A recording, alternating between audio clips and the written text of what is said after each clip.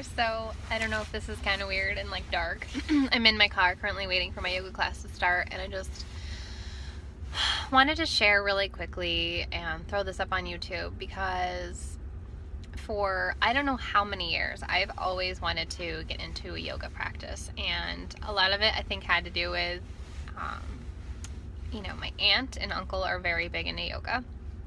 They live out in California and they have studios, I think, in their home, and they're certified this and that. They're meditating every single day. They actually are ordained ministers and did our wedding, so their influence upon me has always been very huge. But I've made every excuse in the book to not ever keep up with the yoga practice. And then when I got pregnant with my daughter, I did prenatal yoga for a little while up until my hips kind of I just had some issues and I ended up stopping. So that was the last class I took. So that was well over 4 years ago since she just turned 4 and I was pregnant when I was doing yoga. So fast forward, here we are. I was one that used to go to the gym all of the time. I really enjoy working out and just, being healthy and fit. I'm doing the Beachbody on demand, with my girl Lindsay. She is an amazing coach, but I am not one to stick with programs. I've never been one to do that. I've never finished any of their programs. I love their workouts, but I just can't seem to adhere to a strict schedule. I don't love working out in the morning. I feel kind of sick on an empty stomach. So I would always just kind of squeeze in a workout when I can with the kids, whenever, if they're sleeping, if they're awake, and we have fun doing it.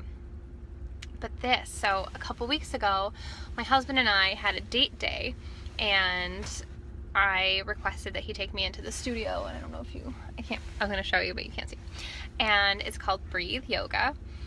And I walked in, and just the scent of the incense burning, the crystals all around, the clothing, the mala beads, the music playing, the cold pressed juices, I didn't want to leave. I didn't even want to get back in the car. I didn't want to come home. I wanted him and I to just stay there forever because it just felt like home. So, and I guess, and when I say home, I just mean I felt like I belonged, because I love my home and I obviously don't want to live here. But I was like, holy cow, this is something I legitimately need to start doing. So I came to a class 6 a.m. Last week, Monday. And so I got up at 5, had some tea in the morning, just kind of start myself up, but I wasn't hungry and I didn't feel like eating. So I came and I did the class. I sweat, I cried, it was intense. The instructor was quite aggressive, I would say. I didn't know what to expect, but she was a little more she follows the Baptiste method, which I'm not terribly familiar with, but I'm, trying to learn about it a little bit. But she was a phenomenal person, instructor, don't get me wrong. I guess at 6 a.m. I thought maybe it would be a little more gentle, but it was cool. I would go again.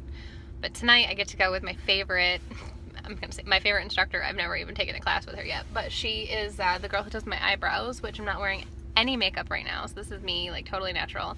And every time around her, I just feel a sense of calming. She loves essential oils. She did a raindrop therapy on me before, aromatherapy.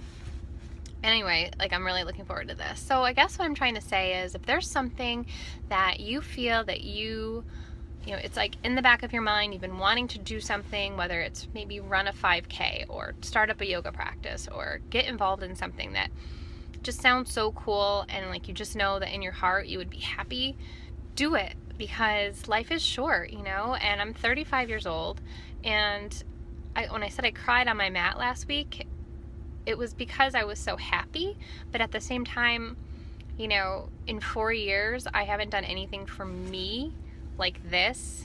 I'll go get my nails done, I'll get my hair done, I'll do something whatever, but this was tapping into something that I can't even really explain, and it's addicting, and I'm obsessed with it. So here I am again. I officially bought my 11 classes pass, so I can stop in whenever. It's all paid for, no excuses there.